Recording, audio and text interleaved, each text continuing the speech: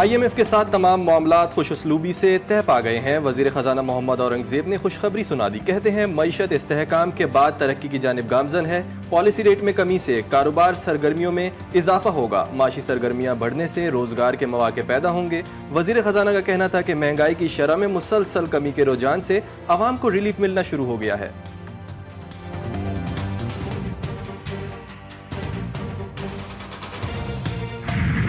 شرح سود میں مسلسل تیسری مرتبہ کمی۔ اسٹیٹ بینک نے مانیٹری پالیسی کا اعلان کر دیا۔ مرکزی بینک نے شرح سود میں 2% کمی کر دی۔ شرح سود 19.5% سے کم ہو کر 17.5% ہو گئی۔ وزیر اعظم کا پالیسی ریٹ میں 2% کمی کا خیر مقدم۔ کہا پالیسی ریٹ میں کمی ملکی معیشت کے لیے خوش آئند ہے۔ معیشت پر سرمایہ کاروں کا اعتماد بڑھے گا۔ امید ہے آنے والے مہینوں میں افراط زر میں مزید کمی ہوگی۔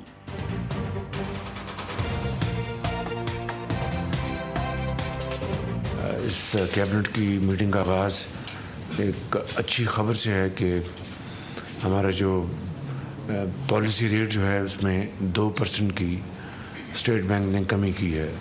تو اس کا مقصد یہ ہے کہ 19.5% سے کم ہو کے تو 17.5% پہ آ گیا۔ Federation of Pakistan commerce and industry اور کراچی چیمبر نے شرح سود میں کمی مسترد کر دی ہے۔ کہتے ہیں کہ شرح سود میں محض 2% کمی کا فیصلہ درست نہیں ہے۔ مہنگائی سنگل ڈیجٹ پر ہے تو شرح سود کو بھی سنگل ڈیجٹ پر ہونا چاہیے۔ مانیٹری پالیسی میں جو اس وقت 200 بیسس پوائنٹ کا ڈسکاؤنٹ دیا گیا ہے، یعنی 2% انٹرسٹ ریٹ کو کٹ کیا گیا ہے، یہ تمام کاروباری برادری کی توقعات کے بالکل برخلاف ہے۔ گورنمنٹ کے اعداد و شمار کے مطابق ہمارا انفلیشن ریٹ قریباً 9.5% ہے، اور اس وقت جب کٹ ڈاؤن کرنے کے بعد 17.5% انٹرسٹ ریٹ کسی بھی طرح اس انفلیشن سے مطابقت نہیں رکھتا۔ ٹیکس وصولیوں میں شارٹ فال قرض پروگرام میں تاخیر کا باعث بنا۔ IMF کے دباؤ پر سخت پالیسی اقدامات کرنے کا فیصلہ۔ FBR کے پالیسی اقدامات کی دستاویزات GTV نیوز پر۔ IMF کے ساتھ ورچوئل مذاکرات میں اہم فیصلے۔ عوام پر اربوں روپے کے مزید ٹیکس لگانے کا فیصلہ۔ ملک بھر میں غلط ٹیکس ریٹرنز فائل کرنے والوں کے خلاف فوری کارروائی ہوگی۔ غلط اور نامکمل ٹیکس ریٹرنز جمع کروانے والے افراد پر 10 لاکھ روپے فی کس جرمانہ عائد ہوگا۔ اسلام آباد میں شنگھائی تعاون تنظیم کے وزرائے تجارت کا 23واں اجلاس۔ وزیر تجارت جام کمال کا خطاب۔ کہا پاکستان شنگھائی تعاون تنظیم کا اہم رکن SSO کے ایجنڈے کے لیے پرعزم ہے۔ استحکام اور خوشحالی کسی بھی معاشرے کی ترقی کا باعث بنتے ہیں۔ پاکستان تیزی سے ابھرتی ہوئی معیشت بن رہا ہے۔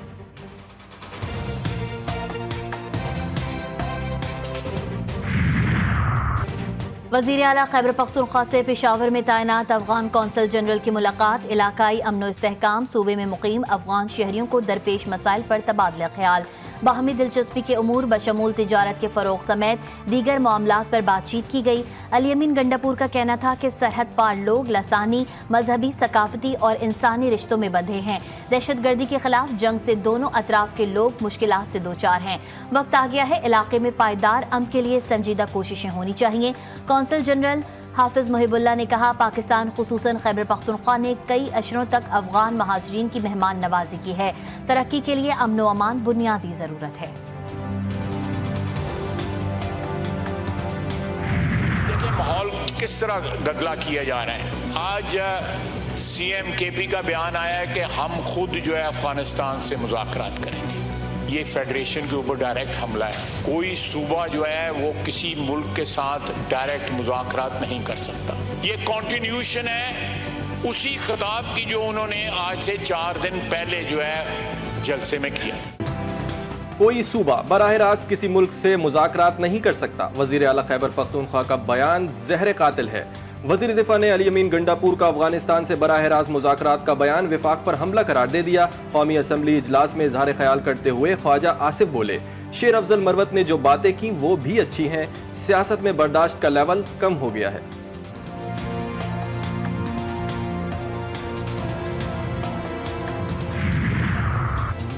علی امین گنڈاپور کی سیاسی تربیت سامنے آ گئی ہے. کبھی نہیں چاہتے سیاسی یتیم سیاسی شہید بن جائیں. گورنر خیبر پختونخوا فیصل کریم کنڈی کی جی ٹی وی نیوز کے پروگرام جی فار غریدہ میں گفتگو. بولے یہ لوگ خیبر پختونخوا پولیس کو فوج اور وفاق کے خلاف استعمال کر رہے ہیں. ماضی میں جن دہشت گردوں کو سپورٹ کیا تھا آج انہوں نے پھر ہتھیار اٹھا لیے ہیں. ان کے اپنے لوگ بتاتے ہیں کہ ہم کیا کارنامے کر رہے ہیں.